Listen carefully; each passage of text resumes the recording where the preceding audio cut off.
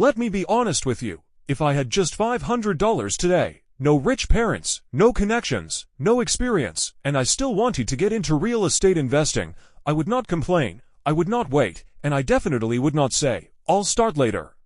Because $500 is not the problem. Not knowing the right steps is the real problem.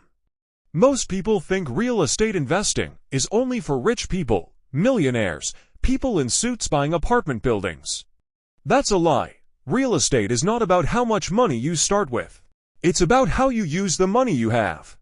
So in this video, I'm going to walk you through exactly how I'd start real estate investing today with just $500, step by step, in a way that actually works in the USA. No hype.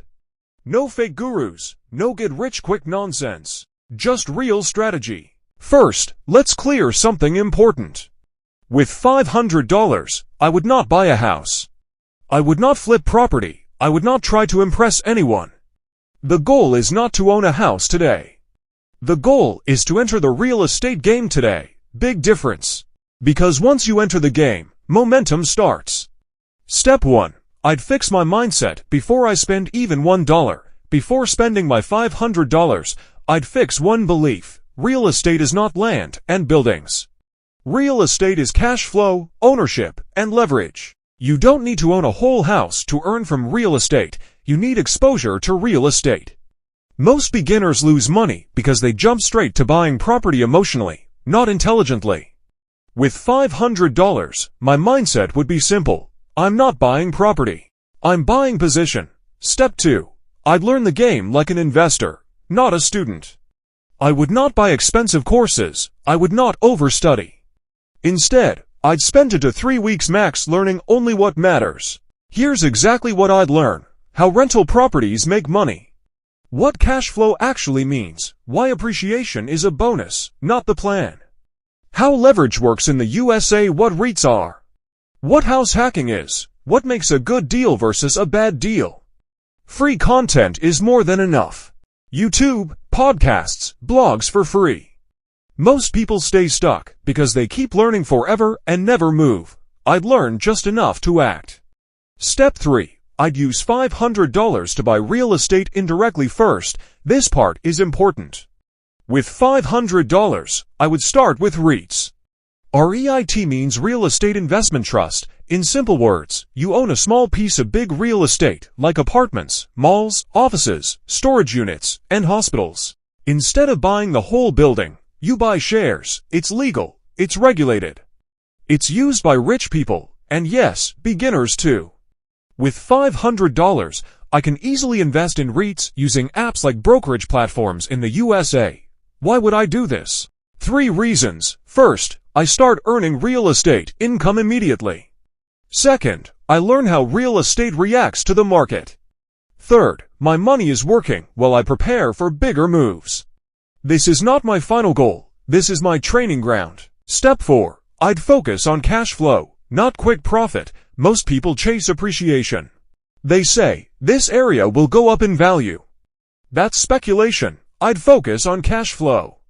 Cash flow means money coming into your pocket every month after expenses. Even REITs pay dividends. This teaches a powerful lesson early. Real estate should pay you, not drain you.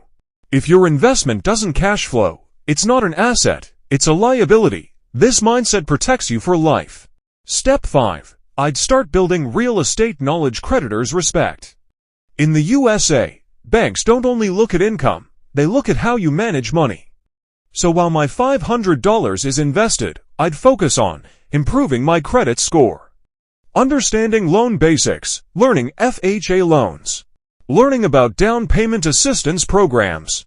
Many people don't know this, but in the USA, you can buy property with 3 to 5% down. Sometimes, even 0% down with the right programs. Real estate favors people who are prepared, not rich. Step 6. I'd save aggressively for my first physical property. Now comes discipline. Once I invest the $500, I'd stop wasting money. No useless subscriptions. No emotional spending. No lifestyle inflation. Because real estate rewards focus. I'd set a goal. Save my first $5,000 to $10,000, not overnight. Not in 1 month. Slow, steady, realistic. Most people fail not because real estate is hard, but because they quit early. Step 7. I'd learn house hacking. This is a cheat code. If you're young or flexible, house hacking is powerful. Here's how it works. You buy a property. You live in one part. You rent out the rest.